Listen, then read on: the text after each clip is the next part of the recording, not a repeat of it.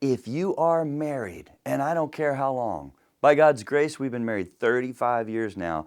I have not stopped reading marriage books.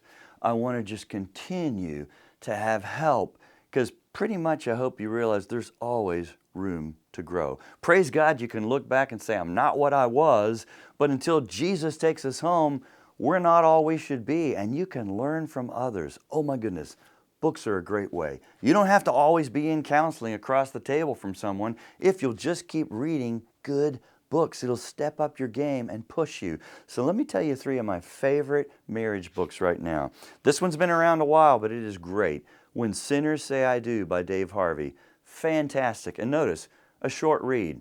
I have pulled from this little book for so much of my marriage sermon series. The series I did in 2009, When Marriage and Mercy Collide, a lot of those insights came from this book. This is the guy that I heard say, you always want to see your own sin first, your own sin is worse, and your own sin is what you need to be working on most.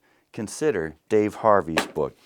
Oh, but if you're new to marriage, this is my favorite go-to. I'm new to marriage. This is excellent. Tim Keller, who was pastor for so long right there in New York City. He's an excellent pastor and an excellent writer. He and his wife together, Kathy, wrote this, The Meaning of Marriage, and it's one of my favorites. In fact, it has one of my favorite chapters about singleness that I've ever found anywhere, and it's in this marriage book. So consider Tim and Kathy Keller. And then, this is fairly new. Vicki and I both grabbed this. I saw it and I thought, oh, he's an author that I like, Gary Thomas. But he calls this Cherish, the one word that changes everything for your marriage. Vicki and I have worked by God's grace for years to get to a better place, but I want you to know, this took it to a new level. I would not give this to a new couple. They still need to focus enough on just basic communication, roles, humility. This is if you've already been married a while and you don't think you have a bad marriage, but you'd say, what would we do to, take it to the next level? This is it.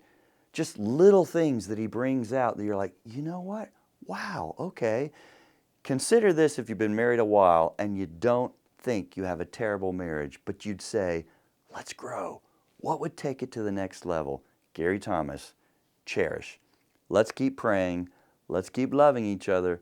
Let's stay humble. And let's say, God, please keep making me more like you and use us together for your glory as a billboard that puts on display the love of Christ for his bride, the church.